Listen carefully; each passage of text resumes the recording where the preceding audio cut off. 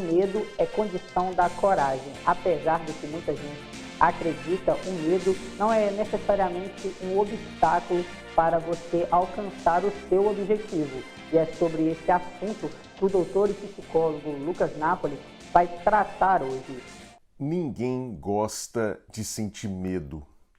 Ou melhor, talvez eu precise reformular essa frase. Ninguém gosta de admitir que sente medo. Talvez seja por isso que nós inventamos termos como angústia e ansiedade. Embora dentro da psicologia e da psicanálise a gente possa fazer um exercício de diferenciação conceitual entre medo, ansiedade e angústia, mas no fim das contas é basicamente da mesma experiência emocional que nós estamos tratando. Mas dizer que sente ansiedade, dizer que sente angústia é menos doloroso para a nossa autoimagem do que admitir que a gente sente medo. Quando nós confessamos para uma pessoa que estamos sentindo medo, a tendência é que a gente se veja como fraco, como vulnerável. Então, para a maioria das pessoas, é difícil admitir que sente medo. Mas apesar da gente tentar disfarçar, dizendo que a gente está ansioso, está angustiado, fato é que todo mundo sente medo, todo mundo. Agora, nem todo mundo permite que o medo seja um obstáculo intransponível.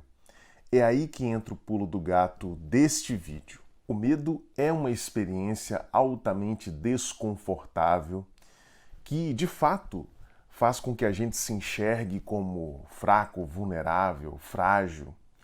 Mas, apesar disso, o medo não é uma experiência necessariamente impeditiva. É possível fazer o que precisa ser feito apesar do medo. A virtude que representa esse movimento de ultrapassamento, de transposição do medo rumo aos objetivos, é a virtude da coragem. Outro dia eu postei no Instagram que o medo não é o oposto da coragem, pelo contrário, é a condição da coragem. Eu só posso de fato dizer que uma pessoa é corajosa quando essa pessoa admite que tem medo, mas não se deixa paralisar pelo medo. Muitas pessoas acreditam que pelo simples fato de estarem com receio, com medo, com ansiedade, com angústia diante de uma determinada situação, isso significa que elas não podem fazer o que precisa ser feito para lidar com aquela situação. E aí que elas se enganam. De fato, o medo é uma experiência, como eu disse, altamente desconfortável, mas é possível fazer aquilo que a gente precisa fazer apesar do medo. Mas isso só é possível, isso só acontece quando eu não trato o medo como um inimigo. Quando eu não fico querendo disfarçá-lo, quando eu não fico querendo posar de super destemido, como alguém que dá conta de tudo e que nunca se sente vulnerável. Quando eu paro com essa bobagem e começo a admitir que, de fato, eu posso estar num cagaço, eu posso estar com medo mesmo, eu passo a tratar o medo não mais como um inimigo, como um problema.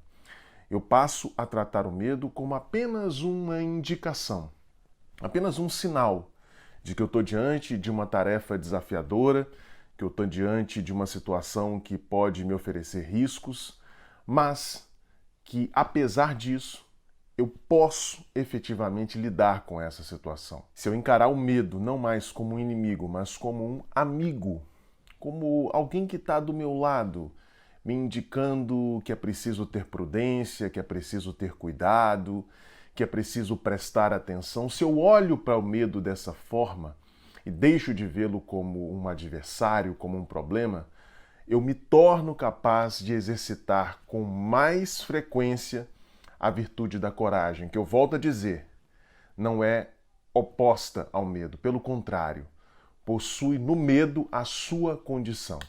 Coragem não significa fazer sem medo, significa fazer apesar do medo. O Jornal Rio Doce vai ficando por aqui. Uma boa noite para você e até amanhã.